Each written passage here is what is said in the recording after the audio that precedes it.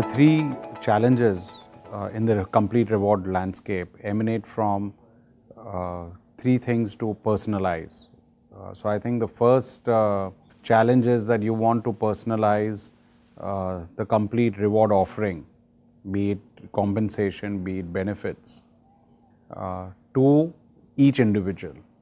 Because of the sheer number of individuals in an organization, it gets very difficult to personalize right to the last level of the employee. Though it's possible now with technology, I always treating your employees just like you would treat or manage your customer. So when you can personalize offerings to a customer, you should be able to personalize to the employee. Second is to personalize for the objectives of a certain department.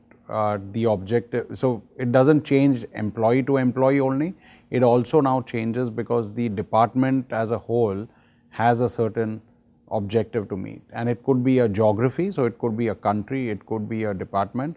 You again need to personalize for what objective they're trying to meet. And the third challenge comes in, there's so much noise for the business leader or the HR leader in the market that you won't know if you're on the right track. So there's so many best practices out in the market. How do I personalize what best practice suits me as an organization for the culture that we have?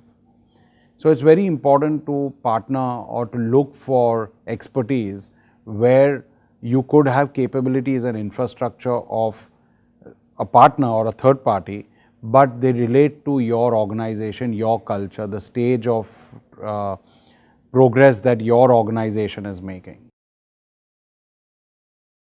The big rocks and then the challenges to execute them again come from the fact that you're trying to go down to the last employee, you're trying to meet varied needs of departments, countries, cultures, and then you are again having such a large marketplace to choose from.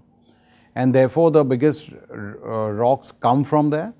So to personalize, now someone likes to work from home, someone wants to work from home, and he has that expectation because he comes from another company which offered that. But you as an organization are yet you've not reached there to offer it to everyone and anyone, or to offer complete freedom for employees to operate. One, you have to manage perceptions and judgments which people can make.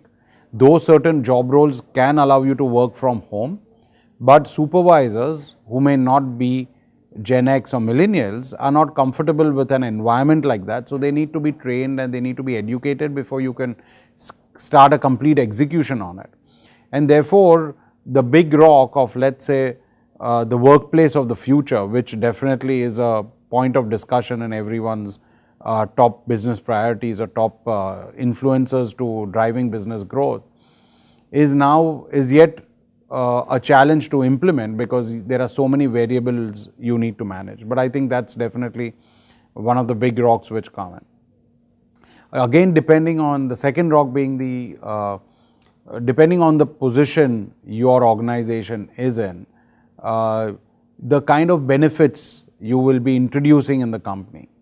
So if there are certain benefits like medical insurance which you've not yet offered, or you have not extended it for the supportive family, parents be it, by you offering proactive wellness tools may be a second priority, or it could go in parallel, but you yet need to get the foundation done of something which is a need of the hour or the expectation of the organization or the employee. So I think these are certain challenges which people face as to how do I prioritize, how do I relate to everyone in the organization, because everyone has a different set of expectation.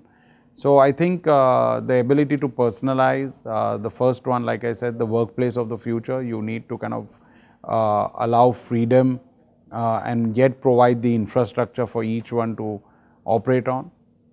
And I think the third biggest rock at this point of time from the rewards, in the rewards space, is going to be the flexibility of the compensation being offered. So not only have you to be competitive, but how do you offer not only flexibility but also how do you showcase the culture that you as an organization stand for. The first foremost thing is that you should have the intent of measuring it, if something's working or not working. And when you have the intent, you need to kind of put a plan in how will you measure and what will you measure.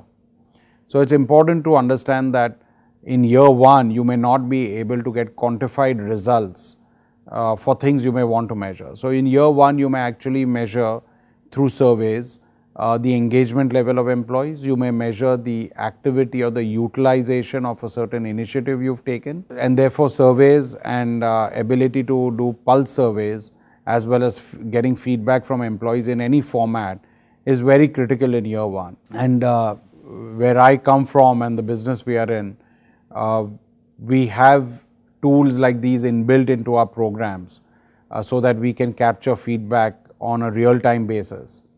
And at the same time, we are able to show changes or see changes, if any, in the engagement scores, in the satisfaction levels of a certain program. So that's for year one. For year two and year three, you also want to measure certain business metrics. And what we've been able to do is we capture scores like customer satisfaction, like response to customer service levels, or even or even HR related metrics like attrition, which are pre and post an initiative you've taken. So what were the levels before and what were the levels after?